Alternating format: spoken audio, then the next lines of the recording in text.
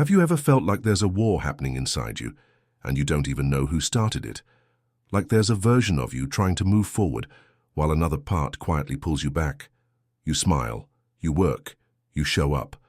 But deep down, something feels divided. Carl Jung once described this inner divide as a silent battlefield, where the parts of us we hide fight against the image we try to protect. It's not rage against the world, it's the quiet tension behind your thoughts. The exhaustion of pretending, the ache of carrying emotions you were never allowed to feel. But what if the war inside of you was never meant to be fought, but heard? What if peace isn't about eliminating your darkness, but making space for it to breathe? Today we'll explore how Jung's depth psychology and timeless wisdom from the East can guide you home, not to a better version of yourself, but to the version that's been waiting for you to stop running. Let's begin where the conflict truly lives, within. Some wounds don't bleed, they divide. They carve a line inside us, between the parts we show the world and the ones we hide. In silence, this is not the kind of war that explodes. It whispers, in the way you doubt your worth after being vulnerable, in the way you force a smile when your chest is collapsing, in the way you feel exhausted, even when nothing's wrong on the outside. Carl Jung didn't see this as weakness. He saw it as a natural consequence of trying to survive in a world that taught you to repress rather than reveal. This isn't about being broken. It's about being fragmented. And the path isn't to fix yourself. It's to reclaim the pieces you've left behind. In this video, we'll uncover how the psychology of Jung and ancient teachings from Zen can help you end the war within. Not by becoming someone new, but by finally embracing who you already are. And if this resonates, if something inside you says, "This is what I've been needing," you're not alone. Thousands have started this same journey. If you'd like to go deeper, check the comments for a guide I created, a companion to this path of healing, and if this message touches you, consider subscribing. This space is here to remind you, you were never meant to fight yourself. The origin of the inner war: you wake up, and before you even leave the bed, the battle begins. A part of you wants to slow down, to breathe. Another part says, get up, be productive, don't fall behind. You reach for peace, but your mind is already racing. You try to feel calm, but your chest is tight. You want to be yourself, but you're not sure who that really is anymore. This isn't laziness, this isn't weakness. This is the cost of an inner war you never chose, but have been fighting for years. Carl Jung saw this silent suffering, not as a flaw, but as the result of psychological fragmentation. He believed we all begin life whole, innocent, expressive, free. But slowly, through shame, expectations, and pain, we begin to divide ourselves into acceptable and unacceptable parts. What's encouraged, we keep. What's judged, we bury. You learn to hide your anger to be loved. You learn to silence your sadness to appear strong. You deny your fear to be respected, and before long you become a stranger to your own emotions. This is the origin of the inner civil war, not between good and evil, but between the parts of you that were accepted and the parts you exiled just to belong. But here's the truth. What is buried alive does not die. It waits. It waits in your body, as tension in your chest, as fatigue that never leaves, as anxiety you can't explain. It waits in your relationships, as overreactions, triggers, emotional withdrawal. It waits in your choices, in how you self-sabotage when things are going well, in how you abandon yourself to gain approval. The more we push these pieces away, the more energy it takes to keep them hidden. And eventually, the mask cracks, because no one can wear a false self forever without collapsing under its weight. Jung called this false self the persona, the image we build to survive the social world. It's not fake, it's protective. But when your entire identity is wrapped around who you think you should be, you lose touch with who you really are. And that's when the war intensifies, because the parts you rejected begin to push back, not to punish you, but to be seen. That sudden outburst you regret? Maybe it was your anger finally screaming, "Stop crossing my boundaries." That deep sadness you can't shake. Maybe it's your younger self, grieving all the moments you weren't allowed to feel. that fear you try so hard to suppress. Maybe it's trying to keep you safe in a world that once hurt you. These aren't enemies, they're messengers. But when we see them as threats, we go to war against ourselves. We numb, we distract, we perform. We strive to become so polished on the outside that no one sees the chaos we're carrying within. But here's the paradox. Every step you take to escape these parts only makes them stronger, because what you resist internally doesn't dissolve. It amplifies. Jung understood this deeply. He wrote, "Until you make the unconscious conscious, it will direct your life and you will call it fate." This is not just theory. It's a lived reality. Think of the times you've sabotaged a relationship for no clear reason. Think of how often you've doubted your worth even when others affirmed it. Think of how familiar it feels to be disconnected from your own joy. That's not coincidence. That's the shadow at work. Not because it's evil, but because it's desperate to be reintegrated. Zen teaches that suffering is born not from pain itself, but from our resistance to pain. And Jung would agree. True healing doesn't begin when we become stronger. It begins when we become more honest, when we stop pretending we're okay and start listening to the parts of us that are not. But this is not easy, because it requires you to feel what you've been trained to avoid. It asks you to sit with discomfort instead of solving it, to breathe with sadness instead of silencing it, to acknowledge fear without needing to control it. It's a different kind of strength, not the one that fights harder, but the one that stays present when it's easier to run. This is what Jung called individuation, the process of becoming whole by integrating all parts of yourself, even the ones you thought disqualified you from being loved. He wasn't offering a spiritual bypass. He was offering a mirror, because the war within you doesn't end through domination. It ends through reunion. It ends the moment you stop saying, "This part of me is wrong," and start asking, "Why is it here? What does it need?" And when you begin to live from that place of openness, of curiosity, of self-compassion, something shifts. You stop performing and start connecting. You stop hiding and start healing, not because you've become someone else, but because you finally allowed yourself to become whole. Shadow Work and the Art of Integration, 900 palavras, conteúdo 100% original e profundo.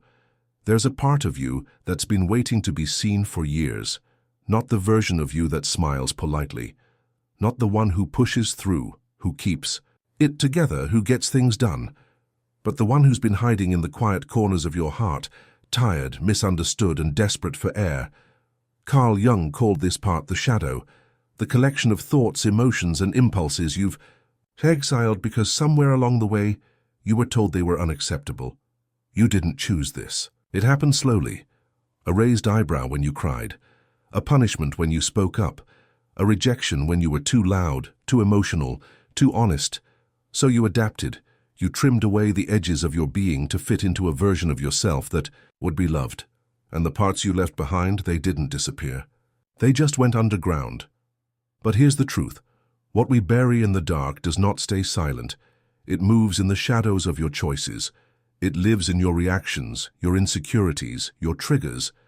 It waits for the moment when you're too tired to keep the mask on, and then it speaks. And when it does, most people panic. You feel a wave of sadness you can't explain, a sudden anger that feels disproportionate, an irrational fear that makes no sense. So you judge it, you suppress it, you try to fix it, but the more you push it down, the louder it gets. Because your shadow doesn't want to be punished, it wants to be understood. This is where integration begins, not by analyzing the shadow like a problem, but by witnessing it like a part of yourself that's been silenced for too long. Jung believed that the path to healing wasn't paved with control, but with consciousness. And consciousness means awareness without judgment. This is where Zen offers a radical shift. In Zen, the goal is not to label, fix, or even improve. The goal is to notice, to sit with what arises, without running from it, without clinging to it, without needing it to be different. Imagine you're standing in front of a mirror, but instead of just your reflection, you see everything you've rejected, your pain, your shame, your rage, your fear. Most people would turn away, but healing asks you to stay, to look into the mirror and say, I won't abandon you again. This is not weakness. It's a form of courage most people never experience, because it's easier to perform than to feel, easier to distract than to dive deep. But what you avoid owns you, and what you face sets you free. Integration isn't about perfection. It's about wholeness. It's the process of saying, yes, this is also me. And instead of exiling the part that hurts, you invite it to the table. You don't let it drive your life, but you stop locking it in the basement. You become the space that can hold sadness without collapsing, anger without lashing out, fear without freezing, because every emotion, no matter how uncomfortable, is a message. Your anger might be saying, I've been pushed too far. Your grief might whisper, you've been carrying too much for too long. Your fear may simply ask, will you stay with me this time? Jung wrote, the most terrifying thing is to accept oneself completely. But in that terror is your liberation. Because the moment you stop splitting yourself into acceptable and unacceptable, the war begins to end. Zen calls this returning to what is. No drama, no narrative, just this breath, this sensation, this moment. And in that quiet, noticing something softens, you realize the shadow was never your enemy. It was a protector, a younger version of you that took the blame to survive. And when you meet it with kindness, it doesn't fight back. It exhales, it relaxes, it trusts. This is the heart of integration. You stop rejecting the parts of you that once saved your life. And here's the paradox. As you make space for your shadow, you also make space for your light, because the same door that opens to your pain is the one that opens to your power. You start to express yourself more freely. You connect more deeply. You set boundaries without guilt. You feel emotions without drowning in them, not because you've become someone else, but because you've come home. This is not a one-time moment, it's a practice. Every day you are invited to stop fighting yourself and start listening instead, to ask, what part of me is surfacing right now? What does it need? How can I respond with presence instead of punishment? And over time, those questions become your compass. They lead you through the fog. They bring clarity where there was chaos. They build a new relationship with yourself, one rooted in truth, not shame, because the goal was never to be perfect. The goal was to be whole. And wholeness begins the moment you say yes to every part of who you are. The fall of the mask and the return to inner peace. There comes a moment, not dramatic, not loud, when you feel it. You're sitting in silence, no distractions, no noise, no roles to play, and suddenly you realize you don't know who you are without the version of you that's always trying to be strong, trying to be calm, trying to be good, trying to hold it all together. This is the mask. Carl Jung called it the persona, a psychological armor we build to function, to fit in, to be accepted. But there's a hidden cost. The longer you wear it, the more disconnected you become from what lives underneath. Because beneath the polished surface, there's a truth you haven't spoken, a grief you haven't cried, a need you haven't named, a voice you've silenced for so long you forgot it was yours. And the weight of that silence? It's heavy. It shows up in your body, tight shoulders, tired eyes, a constant ache you can't explain. It shows up in your life, superficial connections, chronic dissatisfaction, dreams postponed indefinitely. Zen teaches that beneath the noise of the world, there's a stillness that knows, a stillness that sees clearly, without judgment, without effort. But to access it, you have to pass through the noise within. And that's not easy, because the moment you take off the mask, everything rises. The sadness you pushed down, the fear you labeled as weakness, the shame you carried like skin. It all comes up, not to destroy you, but to be released. But most people mistake this moment for failure. They think, if I feel this much pain, I must be doing something wrong. But no, this is the doorway, this is the storm before the clearing. Carl Jung understood this as the necessary descent into the unconscious, not to drown in it, but to retrieve the parts of yourself that have been lost in the shadows. Zen calls this practice returning to what is, letting go of control, sitting with discomfort, not escaping, just being. And here's where transformation begins. You start. to see your emotions not as enemies but as visitors, messages from your inner world. Your anger says, "I've held back for too long." Your anxiety says, "I've been trying to keep you safe." Your sadness says, "Please stop leaving me behind." When you stop trying to fix them and start listening, something shifts. You begin to feel the war inside you losing energy, because you're no longer feeding it with resistance. You're meeting it with awareness, and awareness is what dissolves. The illusion that you need to be perfect, the illusion that vulnerability is weakness, the illusion that you must keep performing to deserve love. You don't. Because the moment you become present with yourself, truly present, you discover that peace was never something to earn. It was always your nature, buried, forgotten, but never gone. And it begins to return not through effort but through surrender.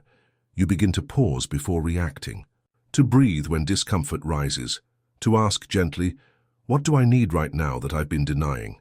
And in that pause, you meet yourself, not as a project to fix, but as a human to hold. This is where real power lives, not in control, but in compassion, because when you stop fighting yourself, you stop wasting energy on shame, and that energy becomes available for creativity, for connection, for joy. You move through life differently. You speak more slowly. You listen more deeply. You say no without guilt and yes without fear, because your choices are no longer reactions. They're rooted in truth. You begin to trust your own timing. You stop rushing your healing. You understand that integration isn't a destination. It's a relationship with yourself, with your past, with the parts you once tried to forget. You stop needing others to validate you because you've already made peace with the parts of you you thought made you unlovable. And as that war dissolves, a new version of you emerges, not perfect, not polished, but real. Carl Jung believed that the journey to wholeness is not about becoming more kafir, but about becoming true. He called it individuation, the return to the self, not the self that performs, but the self that simply is. And that's what you reclaim when you choose to sit in silence with your shadow and say, "You're not too much, you're not broken, you're welcome here." Zen doesn't offer solutions, it offers space. And in that space, everything false begins to fall away. So the next time you feel that war rising inside, pause, close your eyes, breathe, and remember, you don't have to fight, you just have to feel. Because the moment you do, you step out of survival and into presence. And that, right there, is where peace begins. The end of the war begins with a yes. You've spent so much of your life trying to be enough, trying to earn peace through performance, trying to silence the parts of you that felt too heavy, too wild, too broken. But what if your wholeness was never about trying harder, and always about saying one small quiet word? Yes. Yes to the parts you once ran from. Yes to the memories you buried in silence. Yes to the voice inside that's been whispering, "Please, just listen." Peace doesn't arrive like a lightning bolt.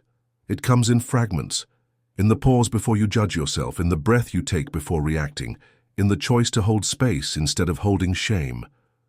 Carl Jung taught us that healing is not the end of struggle. It's the beginning of integration. It's not about defeating the shadow. It's about embracing the self that was hidden inside it all along. And in that embrace, the war ends, not with force, not with control, but with presence and love. If this message touched something in you, don't rush past it. Sit with it. Let it settle. Let it breathe. And if you're ready to go deeper, to explore this inner journey with more intention, I've placed a powerful resource in the comments below. It's helped thousands walk this same path, and it might be exactly what your heart has been waiting for. And if this space felt like home to you today, consider subscribing. This channel exists for people like you, who are ready to stop fighting themselves and start remembering who they truly are. Because you're not broken. You never were, you're just coming home, and that changes everything.